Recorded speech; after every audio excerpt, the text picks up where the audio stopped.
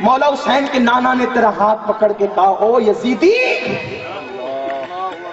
تو حسینی کہہ کر کے کردار یزید زندہ کرتا تھا تو تم دلیل کہاں سے لاؤ گے؟ میں ڈھول پیٹنے والوں کو، چونکہ وہ میرے ہیں نا، اپنے ہیں، سنی ہیں، اس لیے ان کو غصے میں نہیں پیار سے کہتا ہوں۔ ایک سید آپ کے سامنے ہاتھ جوڑ کر عرض کر رہا ہے، میری بات کو غور سے سنو۔ اہل بیت کے گھر ڈھول کب بجا جو تم ڈھول بجاتے ہو؟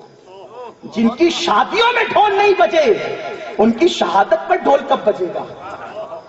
ارے جہاں شادیوں میں ڈھول نہیں بجے وہاں شہادت پر ڈھول کب بجے گا؟ میں نے کل بھی اپریٹا والوں سے کہا تھا، تم امام قاسم کی مہندی نکالتے ہو؟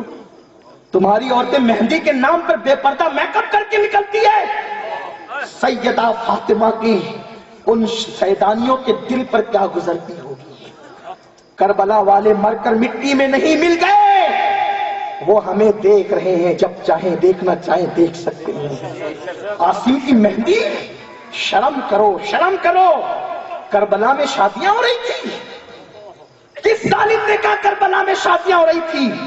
او تیرے بیٹے کا ایکسیڈنٹ ہو جائے یا باپ کو ہارٹ اٹیک آئے تو 2 دن پہلے کی شادی آگے بڑھا دی جاتی ہے۔ باپ کو اٹیک آیا ہے اب شادی نہیں ہوگی، بیٹے کا ایکسیڈنٹ ہو گیا شادی نہیں ہوگی۔ ایک ایکسیڈنٹ ہو تو تمہارے گھروں کی شادیاں آگے بڑھ جائے اور وہاں 72 لاشیں پڑے اور قاسم کی مہندی نکل رہی ہے۔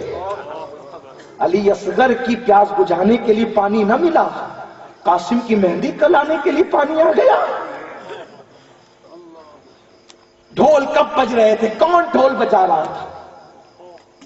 سیدہ زینب سلام